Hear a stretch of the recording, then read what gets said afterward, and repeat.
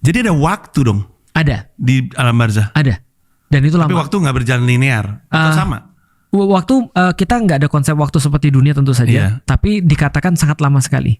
Makanya kan ada dikatakan misalnya di dalam Al-Quran ya, dikatakan ada satu konsep namanya time dilation kan ya. Satu hari Iya. kalian sama seperti satu hari bagi malaikat sama seperti 50.000 tahun kalian. Wow. Hah, ulangi Pak, ulang. Satu hari bagi kita, satu hari bagi malaikat naik turun ke langit itu sama seperti 50.000 tahun kita.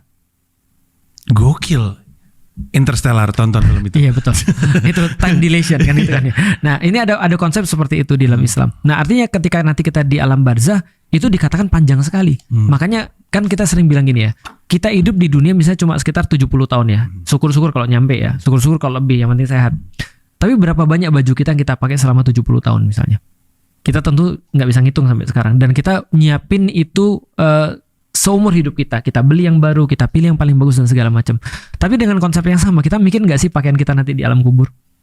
Andai kan ada orang meninggal ketika Indonesia merdeka, sekarang udah berapa? 70 tahun misalnya Indonesia merdeka. Artinya 80 tahun Indonesia merdeka. Berarti dia udah 80 tahun di dalam kubur dong. Apalagi orang-orang yang sebelumnya. Artinya lama banget di dalam alam kubur. Nah, konsep waktunya bukan konsep kita yang jelas lama. Makanya dikatakan oleh Rasulullah, berbekallah untuk mati kan gitu. Nah, itu bagi orang baik. Bagi orang jahat, yang dia lihat adalah malaikat-malaikat yang turun bermuka hitam. Muka hitam artinya kan marah, artinya muka hitam artinya dia benar-benar gak suka dengan keadaan yang terjadi, dan dia bawa kafan dari neraka dan baunya busuk. Dan ketika dia dicabut nyawanya, dikatakan seperti dalam hadisnya itu seperti besi berkarat yang ditarik dari kain yang basah, jadi benar-benar sulit keadaannya. Nah, jadi setelah itu terus kemudian dia ditunjukin tempatnya di neraka, dan itu adalah siksaan pertama dia yang paling berat.